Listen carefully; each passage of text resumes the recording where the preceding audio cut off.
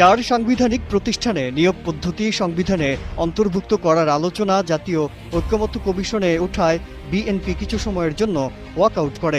সেগুলো হলো প্রস্তাবিত সরকারি কর্ম কমিশন, দুর্নীতি দমন কমিশন, মহা হিসাব নিরীক্ষক এবং ন্যায়পাল।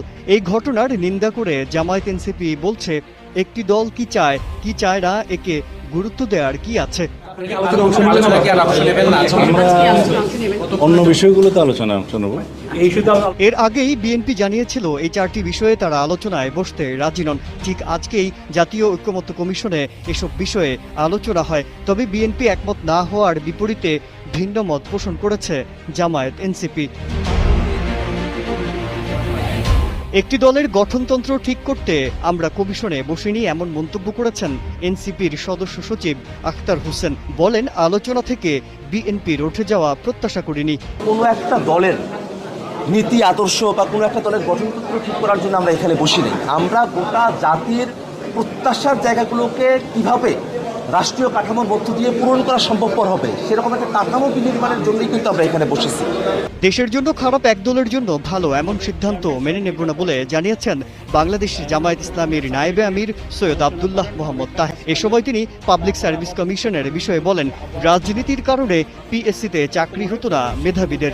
অনেক ব্রিলিয়েন্ট ছেলেরা রাজনীতির কারণে চাকরি পায়, অনেক ব্রিলিয়েন্ট লোকেরা রাজনীতির কারণে চাকরি হারিয়ে ফেলেছে এবং এটার জন্য সবচেয়ে বেশি সাফার করেছে রাষ্ট্র। নির্বাহী বিভাগের ক্ষমতা খর্ব হলে রাষ্ট্র পরিচালনায় ভারসাম্য নষ্ট হবে বলে মন্তব্য করেছেন বিএনপির স্থায়ী কমিটির সদস্য সালাহ উদ্দিন আহমেদ। বিএনপির এই নেতা বলেন, নির্বাহী বিভাগের জবাবদিহি যেমন সংসদের কাছে তেমনি জনগণের কাছেও রয়েছে। কিন্তু যদি কর্তৃত্ব না থাকে, কেবল দায়িত্ব আর জবাবদিহি থাকে, তাহলে তা কার্যকর রাষ্ট্র পরিচালনার জন্য যথেষ্ট নয়।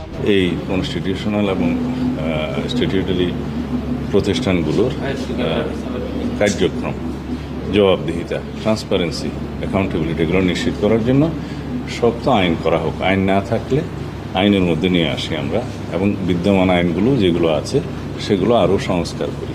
এটাই হচ্ছে আমাদের প্রস্তাব। ঐকমত্য কমিশনের সহসভাপতি আলী রিয়াজ বলেন, বিএনপি আগেই বলেছিল এই চারটি প্রতিষ্ঠানে নিয়োগের বিষয়ে আলোচনায় বিএনপি থাকবে না। তারা এই প্রতিষ্ঠানগুলো নিয়োগ পদ্ধতি সংবিধানে যুক্ত করার বিরুদ্ধে। অবশ্য কিছু সময় ওয়াকআউট পর বিএনপি আবার আলোচনায় যোগ দেয়। মাজহারুল আলম, কালের কণ্ঠ।